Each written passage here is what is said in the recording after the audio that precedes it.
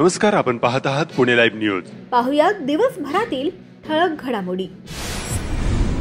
मराठा समाजाला आरक्षण मिळावे या मागणीसाठी अंतरवाली सराटी येथून मुंबईकडे निघालेल्या संघर्ष योद्धा मनोज जरांगे पाटील यांच्या स्वागतासाठी गुरुवारी 28 ऑगस्ट 2025 रोजी भल्या सकाळपासून खेड तालुका सज्ज झाला होता। सकाळी 10 वाजल्यापासून रात्री उशिरापर्यंत हजारोच्या संख्येने सकल मराठा समाजाचे नागरिक खेड तालुक्यात महामार्गावर जमण्यास सुरुवात झाली। चाकणमध्ये पुणे नाशिक महामार्गावर तळेगाव चौकात प्रचंड जनसमुदाय जमा झाला होता। राजगुरुनगर शहरात खेड कृषी उत्पन्न बाजार समितीच्या प्रवेशद्वारासमोरच सकाळपासून मोठी गर्दी जमली होती। अंतरवाली सराटीतून निघालेल्या या मोर्चात पुढे हजारो वाहने, टेम्पो आणि दुचाकींवरील आंदोलक सहभागी झाल्याने पुणे नाशिक राष्ट्रीय महामार्गावर फक्त आरक्षणाचा आवाज घुमत होता। जोपर्यंत आरक्षण मिळत नाही तोपर्यंत मुंबईतील आझाद मैदानातील ठाण सोडणार नाही असा निर्धार महिनाभराची शिदोरी घेऊन निघालेल्या आंदोलनकर्त्यांनी व्यक्त केला आहे। मनोज जरांगे पाटील यांनी मराठा आंदोलकांना ही आरपारची शेवटची लढाई असल्याचं सांगितलं आहे। त्यामुळे कितीही वेळ लागला तरी मुंबई सोडायची नाही या तयारीनिशी मराठा बांधव घराबाहेर पडले आहेत। गावोगावी मराठा समाज बांधव मोठ्या संख्येने सामील होत आहेत। संपूर्ण जालना जिल्हा आणि परभणी आणि बीड जिल्ह्यातून अनेक युवक 2 महिन्यांचा किराणा, गॅस शेगडी, भांडी आणि इतर आवश्यक साहित्य घेऊन मुंबईकडे मोठ्या तयारीने जात असल्याचे चित्र खेड तालुक्यात महामार्गावर पाहावयास मिळाले। मराठवाड्याच्या विविध भागातून मोठ्या संख्येने मराठा समाज बांधव जरांगे पाटील यांच्या समवेत सहभागी झाले आहेत। खेड तालुक्यात जरांगे पाटील दुपारी पोहोचतील अशी अपेक्षा होती, मात्र जुन्नर, नारायणगाव, मनसर भागात झालेल्या विलंबामुळे रात्री 8च्या सुमारास जरांगे पाटील यांचे खेड तालुक्यात राजगुरुनगर येथे आगमन झाले। त्यांचे खेड तालुक्यात राजगुरुनगर आणि चाकणमध्ये उत्स्फूर्त स्वागत करण्यात आले। मराठा समाजाला ओबीसी प्रवर्गातून आरक्षण मिळावे तसेच इतर विविध मागण्यांची अंमलबजावणी व्हावी या मुख्य उद्दिष्टाने मराठा आरक्षण आंदोलनाचे नेते मनोज जरांगे पाटील मुंबईकडे प्रस्थान करत आहेत। त्यांच्या या आंदोलनाला सुरुवातीपासूनच प्रचंड प्रतिसाद मिळत असून पहाटेपासूनच पुणे नाशिक महामार्गावर वाहनाच्या ताफ्यामुळे मोठी गर्दी झाली होती। या प्रवासादरम्यान मराठा बांधवांच्या जयघोषाने संपूर्ण वातावरण दुमदुमून गेल्याचे चित्र पाहायला मिळत होते। खेड तालुक्यात राजगुरुनगर आणि चाकण शहरात जरांगे पाटील यांच्या स्वागतासाठी ठिकठिकाणी मोठी तयारी करण्यात आली होती। रात्री 8च्या सुमारास खेड तालुक्यात आलेल्या जरांगे पाटील यांचे राजगुरुनगरपासून प्रचंड ताफ्याने चाकण तळेगाव मार्गे मुंबईकडे मार्गक्रमण रात्री उशिरापर्यंत सुरू आहे। जरांगे पाटील खेड तालुक्यात आल्यानंतर रात्री 8च्या सुमारास या भागात जोरदार पाऊस सुरू झाला, मात्र कार्यकर्त्यांचा उत्साह कायम असल्याचे चित्र पाहायला मिळाले। दरम्यान या ताफ्यात खेड तालुक्यातूनही शेकडो वाहनांचा सहभाग झाला आहे। गावोगावी मराठा समाजाकडून ताफ्याचे स्वागत करण्यात येत असून ठिकठिकाणी शुभेच्छा फलक झळकत आहेत। या आंदोलनात सर्व वयोगटातील मराठा बांधव सहभागी होऊन जरांगे यांच्या लढ्याला पाठिंबा दर्शवत आहेत। मराठा समाजातील नाराजी आणि शासनाकडे असलेली अपेक्षा या आंदोलनातून स्पष्टपणे जाणवत आहे। मोठ्या संख्येने लोक जमल्याने सुरक्षेचा प्रश्नही महत्त्वाचा ठरला आहे, त्यामुळे पोलिसांनी कडक सुरक्षा व्यवस्था केली आहे। राजगुरुनगर ते चाकण दरम्यान शेकडो पोलीस अधिकारी आणि कर्मचारी, पोलिसांची विशेष पथके आणि होमगार्ड तैनात करण्यात आले आहेत। जरांगे पाटील यांच्या समर्थनासाठी सकल मराठा समाजाच्या नागरिकांनी गच्च भरलेली वाहने पुणे नाशिक महामार्गाचे पुढे मुंबईच्या दिशेने सकाळपासून निघाली आहेत। यामध्ये car, jeep, buses, tempo, truck यांचा मोठा समावेश आहे। पुणे नाशिक राष्ट्रीय महामार्गावरून वाहनांचे ताफे मुंबईच्या दिशेने जाताना दिसत होते। चाकण मार्गे हे ताफे मुंबईकडे रवाना होत असून मोठ्या संख्येने नागरिक रस्त्याच्या कडेला उभे राहून स्वागत करत आहेत। वाहनाची प्रचंड गर्दी पाहता वाहतूक कोंडी होऊ नये म्हणून पोलिसांचा मोठा बंदोबस्त तैनात करण्यात आला आहे। मनोज जरांगे यांचा हा ताफा मुंबईत दाखल होईपर्यंत मराठा बांधवांचा उत्साह असाच ओसंडून वाहणार असल्याचे चित्र सध्या दिसत आहे। मराठा आरक्षणाबाबत शासनाने सकारात्मक भूमिका घ्यावी आणि समाजाच्या मागण्या मान्य व्हाव्यात यासाठी हे आंदोलन निर्णायक ठरेल अशी भावना कार्यकर्त्यांमध्ये व्यक्त होत आहे।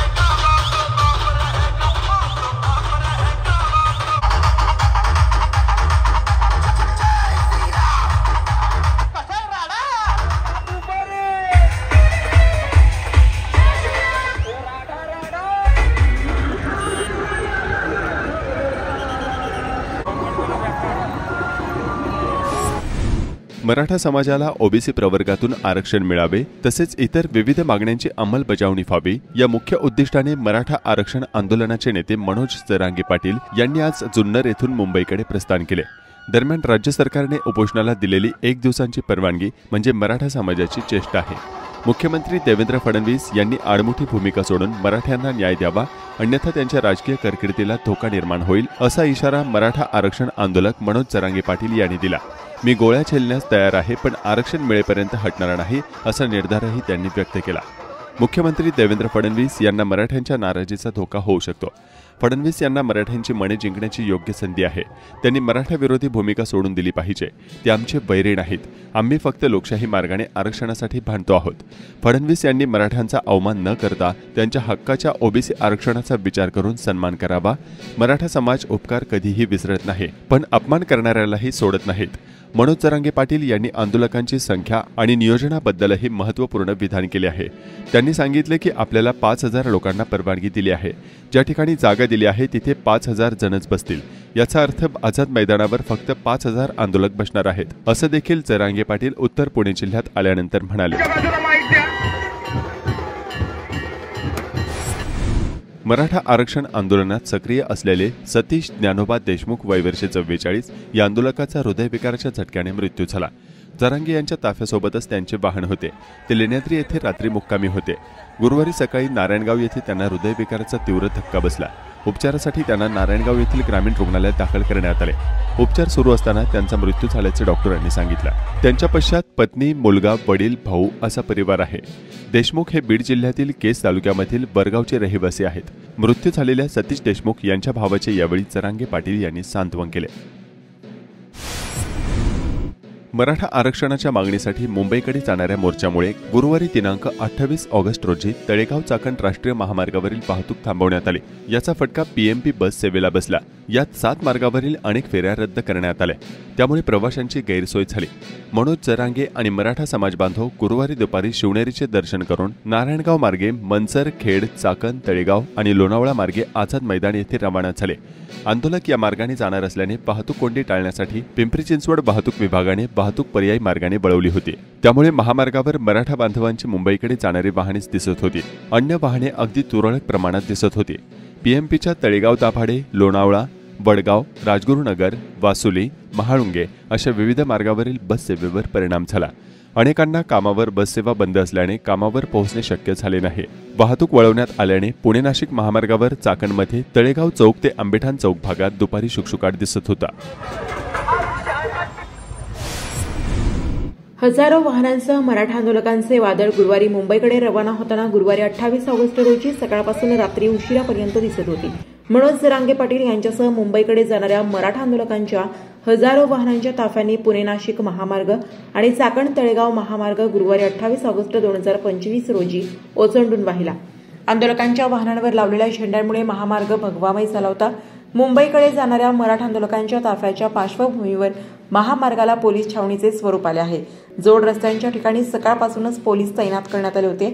चाकण तळेगाव राष्ट्रीय महामार्गावर मराठा मोर्चेकरांच्या वाहनांची सकाळपासूनच मुंबईच्या दिशेने लागलेली रीग सायंकाळपर्यंत वाढत गेली. चाकण बाजूने तळेगावपर्यंत फक्त एकेरी वाहतूक चालू आहे. मराठा आंदोलकांची रस्त्यावरील इतर वाहतूक अन्य पर्यायी मार्गांनी वळवण्यात आल्याने कुठेही वाहतूक कोंडी झालेली दिसली नाही. मराठा आंदोलकांची वाहने शिस्तीत मार्गक्रमण करत आहेत.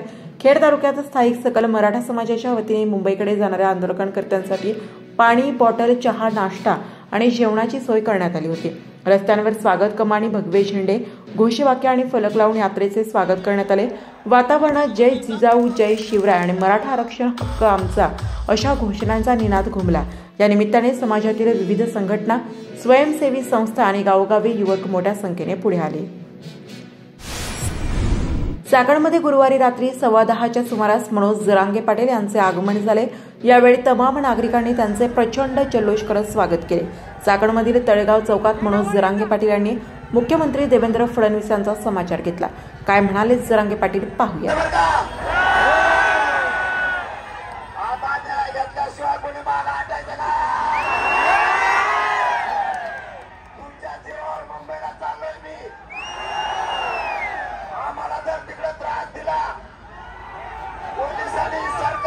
विशेष करून देवेंद्र फडणवीस महाराष्ट्रात जाग सुद्धा सुरू ठेवायचा नाही, एवढा चक्का जाम करायचा.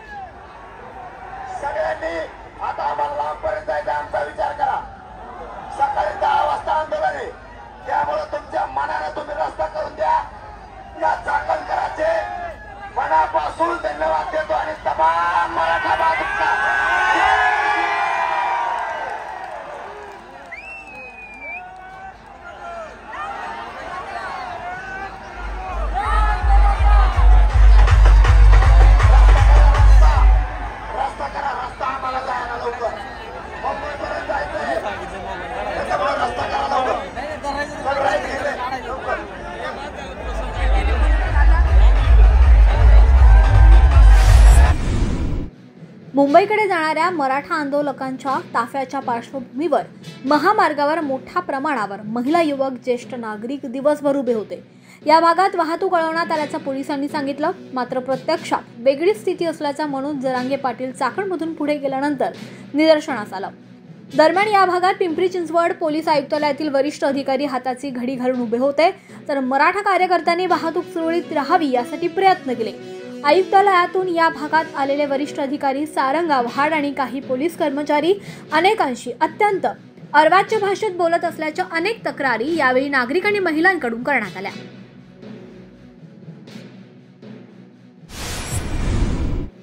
मनोज जरांगे पाटील खेड तालुक्यातून पुढे मार्गस्थ होताना अनेक प्रमुख पदाधिकारी यांनी येथे आवर्जून हजेरी लावली।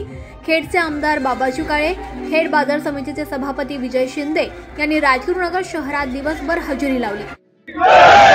छत्रपती शिवाजी महाराज की जय। तर चाकण शहरात स्वर्गीय आमदार सुरेश भाऊ गोरे प्रतिष्ठानचे अध्यक्ष नितीन गोरे यांच्यासह सर्व पक्षीय पदाधिकारी आणि कार्यकर्ते उपस्थित होते।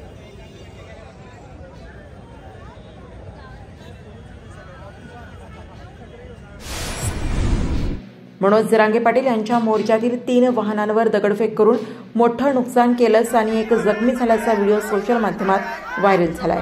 पाठवून मला लोक बोलवा लागणार, आता मी एकटा जाऊन आतमध्ये शोधन आणि मला भेटणार का?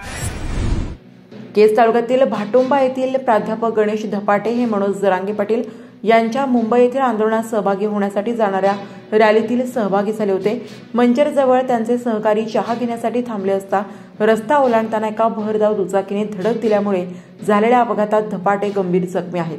त्यांच्या एका मांडीचे हाड मोडले असून छातीला व डोक्यालाही मार लागलाय। त्यांच्यावर मंचर येथील खासगी रुग्णालयात उपचार सुरू असल्याची माहिती त्यांचे सहकारी प्राध्यापक सुनील सोळंके यांनी दिली।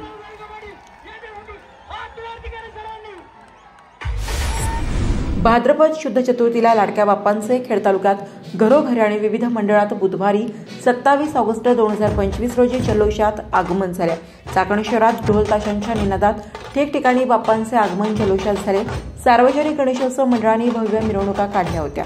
चाकणमधील आंबेटान चौक यामुळे अक्षरशः कोंडीत अडकला होता। मात्र अशा जल्लोषपूर्ण वातावरणात रुग्ण घेऊन निघालेली एक रुग्णवाहिका अडकल्याचे सार्वजनिक गणेशोत्सव मंडळाच्या लक्षात आल्यानंतर कार्यकर्त्यांनी क्षणाचा देखील विलंब न करता मिरवणूक आणि ढोलताशांचा गजर थांबवत या रुग्णवाहिकेला वाट मोकळी करून दिली।